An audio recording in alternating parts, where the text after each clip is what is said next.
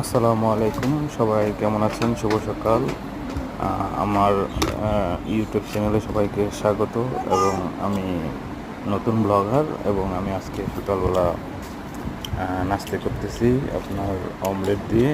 শসা রয়েছে এবং রয়েছে আম, গরুর ভুঁড়ি, এবং সাথে আছে মুরগির গোশত। তো আমি